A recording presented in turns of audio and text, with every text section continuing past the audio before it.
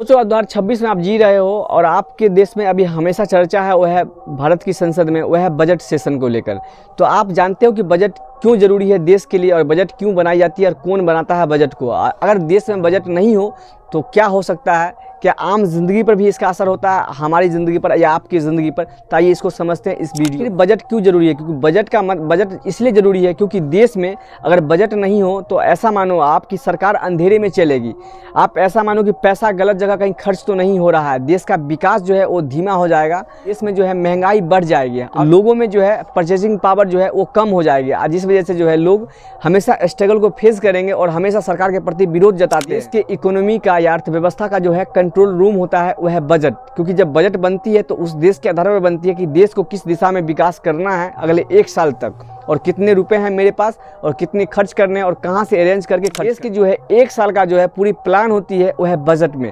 तो बजट जो है किसी भी देश के लिए काफ़ी ज़रूरी होती है, क्योंकि सरकार को एक रास्ता देता है, रोड मैप देता है, वह चलने के लिए और देश को आगे ग्रो करने के लिए। लेकिन आप कहोगे यहीं पर कि हमें इससे क्या मतलब है, तो नहीं, इसका असर आपके जेब पर भी पड़ता है और आपकी ज़िंदगी पर भी पड़ता है। अक्सर दिखता है कि अगर सरकार इस बजट में अगर मार्केट में ज़्यादा रुपए छोड़ रही है तो हमें महंगाई देखने को मिलेगी, क्योंकि लोग के पास जैसे पैसे आएंगे तो मार्केट से सामान को परचेज करेंगे और डिमांड को पुल कर देंगे। जैसे डिमांड बढ़ेगी तो उचित सप्लाई कम है, तो सामान का सप्लाई कम होगा तो रेट जो है ऊपर जाएगा। तो रेट जैसे ही ऊपर जाएगा तो सामान की महंगाई बढ़ जाएगी और जो लोग गरीब हैं शायद उस चीज़ को परचेज नहीं कर पाएंगे और इसका असर आप पर भी हमें देखने को मिलता है। और दूसरा है रोज़गार, कि अक्सर आप जब देखते हो कि कोई भी इंडस्ट्री में जब सरकार रोज़गार की बात करती है तो रोज़गार के माध्यम से जब लोगों के पास रुपए आते हैं तो वो लोग मार्केट में, जब उनको सैलरी मिलती है तो लोग मार्केट जाते हैं और वहाँ से कोई सामान परचेज करते हैं और जिससे एक इकोनॉमी चल पड़ती है। क्योंकि एक फैक्ट्री में एक मजदूर भी काम करता है, एक इंजीनियर भी काम करता है, एक बड़े अधिकारी भी काम करते हैं। तो सोच के देखो कि वहाँ जो है पूरी अर्थव्यवस्था का पूरा एक हब है, क्योंकि एक मजदूर जाएगा 400-500 कमा के तो मार्केट से तो सब्जी खरीदेगा और एक इकोनॉमी को थोड़ा पुश करेगा चलाने। सबसे बड़ी चीज़ है वह इस देश में टैक्स बढ़ेगा या घटेगा, इसका भी जिक्र होता है वह बजट में। जो चौथी सबसे बड़ी चीज़ है कि वह किसान और गरीब की मदद, की सरकार जो इस सब में मदद, आखिर जो सरकार मदद कर रही है या कर रही है, कितना कर रही है, नहीं कर रही है। जो हमें जो आम आदमी गरीब लोग हैं भारत में, उसको जो महीने में 5 किलो राशन जो दी जाती है मुफ्त में, सरकार कितना सब्सिडी देती है, सरकार का कितना खर्च होता है उन सब चीज़ों को मेंटेन करने में, उसका भी एक हमें मिलता है रोड मैप, जिससे हम ये अनुमान लगा सकते हैं आने वाले 1 साल में कि सरकार का इतना इस पर कितना एक्सपेंडिचर है। वहीं पर 5वां जो सबसे बड़ी चीज़ है वह पेट्रोल डीजल पर, कि आखिर आने वाले समय में कि पेट्रोल डीजल पर जो रेट बढ़ेंगे या घटेंगे। क्योंकि अगर पेट्रोल का रेट बढ़ता है तो आप ऐसा मानो कि ट्रांसपोर्ट जो है महंगा हो जाएगा।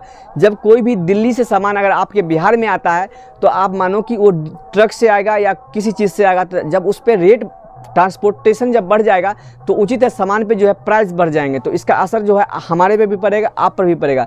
तो आप ऐसा मत मानना कि दिल्ली का बजट सिर्फ दिल्ली तक रुकता है, क्योंकि ये हमारी ज़िंदगी पर, आपकी ज़िंदगी पर भी सीधा असर डालता है। तो ये दिल्ली की बात नहीं है, क्योंकि ये आपकी घर की बात है, हमारी घर की बात है, हमारी ज़िंदगी की बात। बजट में जो है 3 शब्द आपको अक्सर सुनने को मिलता होगा। पहला है कि फिजिकल डेफिसिट, दूसरा है रेवेन्यू या कैपिटल डेफिसिट, और तीसरा जो है वह है डायरेक्ट और इनडायरेक्ट टैक्स।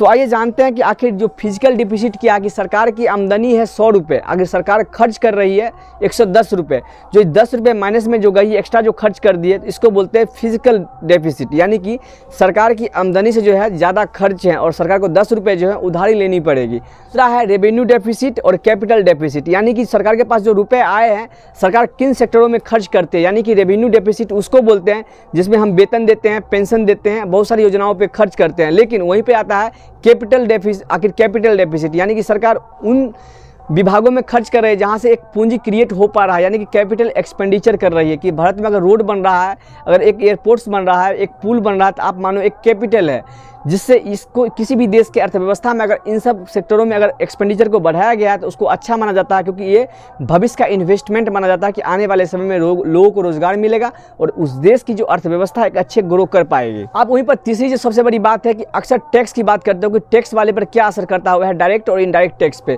जब आप इस देश में अगर टैक्स जब बढ़ते हैं तो लोग अक्सर सुनते होंगे कि मालूम है कि आप पर जो टैक्स लग रहे हैं तो उसको गेन किया जाएगा, सरकार का कमाई बढ़ेगा। लेकिन इनडायरेक्ट टैक्स जो जीएसटी, जब जीएसटी को बढ़ाया जाएगा तो वह उसका असर हम सब पर मिलेगा, क्योंकि इनकम टैक्स तो कुछ लोग देते हैं जो कमाते हैं, इनकम पर लगने वाला टैक्स है। लेकिन जो जीएसटी है वो सब लोग किसी न किसी माध्यम से देते हैं, क्योंकि हर एक आदमी भारत में सामान किसी न किसी माध्यम से सामान खरीदता है। भले वो 10 रुपये का सामान हो, भारत में हर व्यक्ति कभी न कभी तो सामान तो खरीदता है। तो आप इतना जरूर समझिएगा कि बजट जो है भारत का जो है वित्त मंत्रालय बनाता है, उसके जो अधिकारी आखिर वित्त मंत्री जो है वो बजट को सदन में पेश करते हैं और उनको सदन में पास करवाना होता है बजट को। उसके बाद मानो कि बजट पर पूरी चर्चा होती है। तो आपको अगर बताइएगा वीडियो कैसा लगा और बजट को आप समझ पाए हो कि देश में बजट क्यों बनता है और हमारे देश के लिए बजट क्यों जरूरी है। तो दोस्तों आपको समझ आ गया होगा कि आखिर देश में बजट क्यों जरूरी है, देश में बजट क्यों बनाई जाती है। तो अगर वीडियो आपको अच्छा लगे तो एक बार ट्राई करिएगा और अपने 2026 का जो भारत का बजट है उसको एक बार जांचिएगा, एग्जामिन करिएगा। में रोजगार क्रिएट हो पा रहे हैं या नहीं हो पा रहे हैं, देश में महंगाई बढ़ रही है या नहीं बढ़ रही है, भारत में जो पेट्रोल डीजल है वो उसकी क्या रेट है, क्या इस बार बढ़ रहे हैं या घट रहे हैं,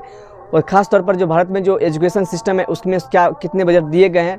तो इस पर एक बार ट्राई जरूर करिएगा और एक बार बजट को देखिएगा। तो आपको अगर किसी विषय में अगर मतलब किसी चीज़ में अगर वीडियो चाहिए तो आप कमेंट बॉक्स में ज़रूर लिखिएगा और बताइएगा कि भारत का बजट इस बार कितना का था। और आपको किसी भी संबंध में वीडियो चाहिए तो आप अपने कमेंट बॉक्स में ज़रूर राय दीजिएगा और हम उस पर कोशिश करेंगे शायद आपकी ओपिनियन के अनुसार मैं आपके लिए वीडियो बना सकूँ।